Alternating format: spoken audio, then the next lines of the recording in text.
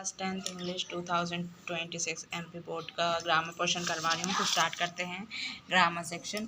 आई saw dash one eyed man. तो मैंने देखा एक आँखों का आदमी।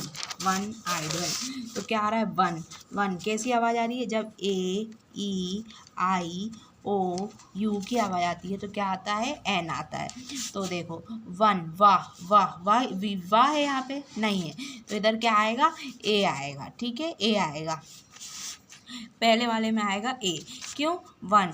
अब और नहीं आता तो उसमें ए आता। और एन कब आता है? जब ए ई आई ओ यू की आवाज़ है। तो इन पांचों में से कोई भी आवाज़ नहीं। कैसी आई? वाह वाह, वन, वाह वाह की आवाज़ आई। तो वाह तो है ही नहीं, वी तो है ही नहीं, तो इसमें ए लगेगा। ठीक है, फर्स्ट वाले में। और दा कब लगता है? दा मतलब कोई स्पेशल चीज़ हो, जैसे कि पूरी दुनिया में एक चीज़ क्या है? सूरज एक है पूरी दुनिया में, अर्थ एक है दुनिया में, चाँद एक है, मून एक है, बुक भागवत गीता जो पौराणिक बुक है, बाइबल हुई, ये सब ये सब इन सब में इन सब में लगता है दा। ठीक है, स्पेशल चीज़ों में लगता है दा, और कोई जो दुनिया में एक हो उसमें लगता है। ठीक है, तो कोई स्पेशल चीज़ नहीं है वन। तो वन ऐसी आवाज़ आ रही है, वन, वाह वाह, तो ए ई आई ओ यू आता है, उसमें एन लगता है, बाकी चीज़ों में ए लगता है। वॉक केयरफुली, ध्यान से चलो। लिस्ट यू डैश फॉल, नहीं तो तुम गिर जाओगे।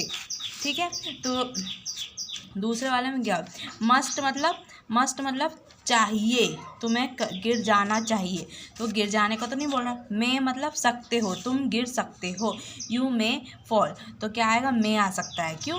क्योंकि यू मे फॉल। शुड, तुम्हें गिरना चाहिए। और मस्ट मतलब गिरना ही चाहिए, और शुड मतलब चाहिए, और मे मतलब सकते हो, तो सकते ही होगा। वॉक केयरफुली, ध्यान से चलो, नहीं तो तुम गिर सकते हो, तो मे ही आएगा। मे मतलब सकते हो, मे का मतलब क्या होता है? सकते हो, तो यू मे फॉल, इसमें आएगा मे। ठीक है, रेखा डैश प्लेइंग क्रिकेट सिंस 2015। रेखा क्रिकेट खेल रही है 2015 से। तो ये कौन सा सेंटेंस लग रहा है? ये वाला present continuous, continuous perfect, present perfect continuous लग रहा है, सॉरी। प्रेजेंट परफेक्ट कंटिन्यूअस मतलब वो खेल रही है तो जब तो खेल रही है यानी हैज़ बीन लग जाएगा सब्जेक्ट के साथ। हैज़ बीन, हैव बीन क्यों नहीं लगा? हैव कब लगता है? जब बहुत सारे लोग हो, तो सिर्फ एक की बात हो रही है, हैज़, तो हैज़ बीन लगेगा। ये सेंटेंस कौन सा था? Present perfect continuous. तो प्रेजेंट परफेक्ट कंटिन्यूअस में ये फॉर्मूला लगता है। ठीक है, कंटिन्यूअस। सीन्स मतलब 2015 से खेल रही है। ही इज़ हार्ड ऑफ हियरिंग, उसे सुनने में दिक्कत होती है, तो ऑफ लगेगा। ठीक है, और फ्रॉम कब लगता है? जब कोई बीमारी से, वो बीमारी में लगता है, कोई डिजीज़ में, कि वो कैंसर से पीड़ित है, तो डिजीज़ कोई ऐसे लगा ही, यहाँ कैंसर लिखता है तो फ्रॉम लिखता है। ठीक है, और इन मतलब में, तो मैं तो आएगा नहीं, उसे सुनने में दिक्कत है, तो he is hard of hearing. In मतलब घुस जाने वाली बात नहीं है, इसमें ऑफ आएगा। ठीक है, और फ्रॉम जब होता है जब कोई बीमारी का नाम होता है, कि कैंसर लिखा है या कुछ भी लिखा है, तो कोई बीमारी का नाम लिखते हैं तो फ्रॉम लिखते हैं, और नहीं तो ऑफ लिखते हैं। ठीक है, राज हैज़ डैश फ्रेंड, राज के बहुत सारे दोस्त हैं। तो राज के बहुत सारे दोस्त हैं। मच यानी दोस्तों को, जो चीज़, मच मतलब जो चीज़ में गिन नहीं सकते, तो मच कोई चीज़ को नहीं गिन सकते जब मच इस्तेमाल होता है, तो मैनी इस्तेमाल होगा। फ्रेंड्स तो कोई गिन सकते, कितने आदमी, इंसानों को तो अपन गिन सकते, तो मैनी आएगा। ठीक है, एनी नहीं आएगा। I dash my duty yesterday, yesterday मतलब जो हो गया है कल, जो हो गया है कल, तो मैंने कल अपनी ड्यूटी कर ली थी। तो देखो मैंने कर ली थी, तो थी मतलब डिड मतलब थी, डिड का मतलब क्या होता है? थी, तो इसमें आएगा डिड। ठीक है, we want dash a new car, हम नई कार खरीदना चाहते हैं, तो वो नई car, to buy a new car. Buying मतलब खरीद रहे हैं, तो खरीद नहीं रहे हैं वो, टू बाय खरीदना चाहते हैं, तो टू बाय आएगा, नहीं तो टू बाय आएगा। ठीक है, बाय भी आ सकता है, टू बाय भी आ सकता है, दोनों ही सही है, लेकिन टू बाय आएगा इसमें। चलो पैसिव वॉइस का डू एज डायरेक्ट।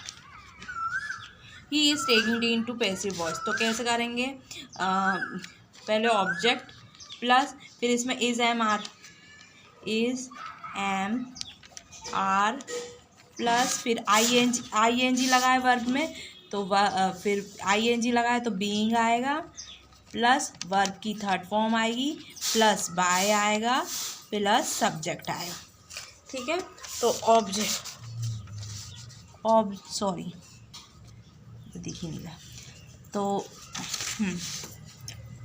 लिख लेते हैं। ही इज़ टेकिंग टी। वो चाय ले रहा है।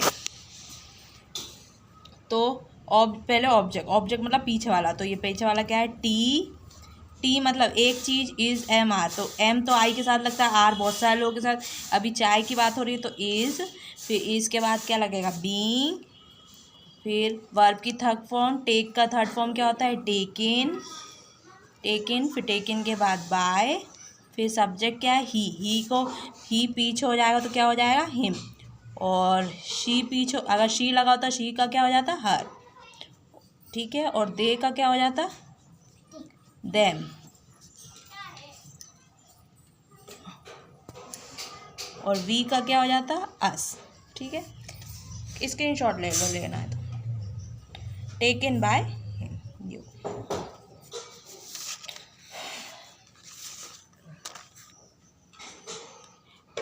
सेकेंड, रिया राइट से लेटर। अब देखो वर्ब में ई एस लगा है तो ये कौन सा वाला फॉर्म हुआ?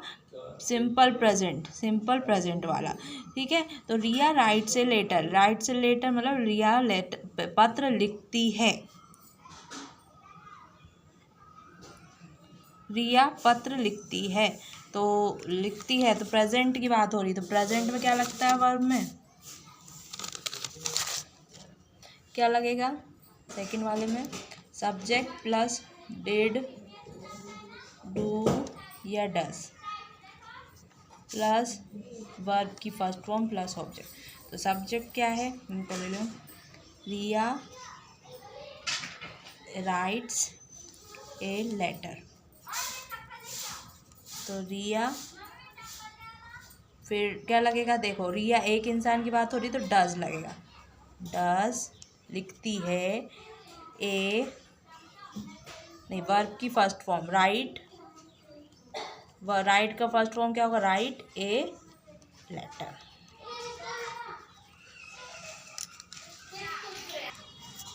We eat food, we may leave, तो क्या होगा? We eat food so that, इसीलिए, सो दैट मतलब सो दैट वी में हम रह सकते हैं। ठीक है, नेक्स्ट वन, सीमा गेव मी अ पेन। सीमा ने मुझे पेन दिया था।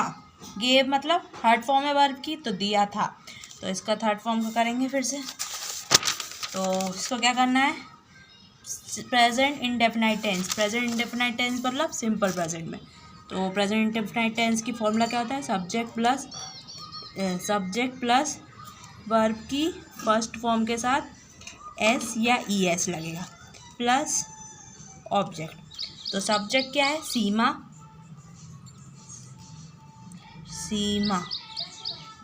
गिव्स, गेव का फर्स्ट फॉर्म क्या है? गिव, और फिर एस लग जाएगा, गिव्स मी ए, और ऑब्जेक्ट क्या है? पीछे का जो भी हो वो लिख दो, बस हो गया। ठीक है, नेक्स्ट करेंगे। Bhanu is so poor, Bhanu बहुत गरीब है, that he can not buy pen, वो पेन भी नहीं खरीद सकता। रीराइट द सेंटेंस, टू और टू इस्तेमाल करना है, तो फिर करेंगे फिफ्थ वाला। Bhanu is to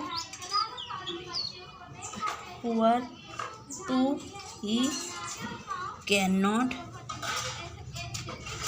bye a pen.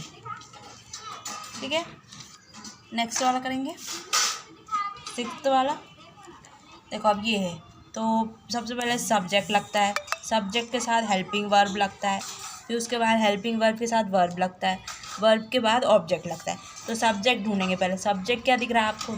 दे सबसे आगे लगता है ना, दे।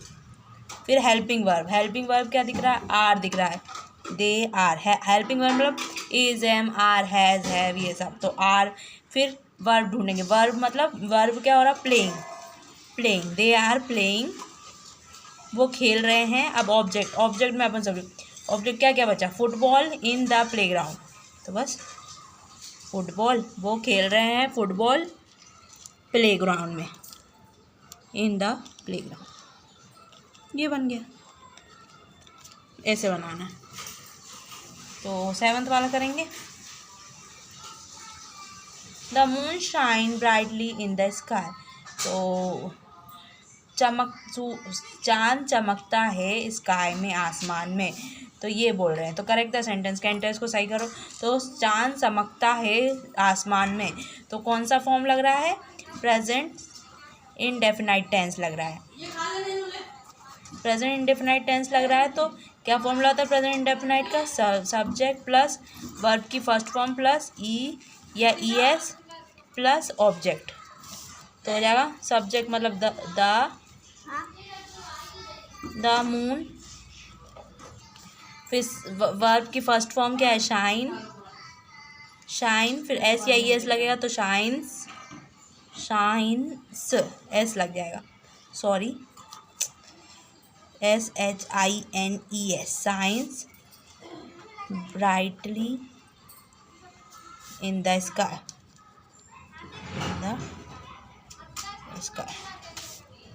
आई होप वीडियो अच्छा लगा हो। वीडियो को लाइक और सब्सक्राइब कर देना। Thanks for watching.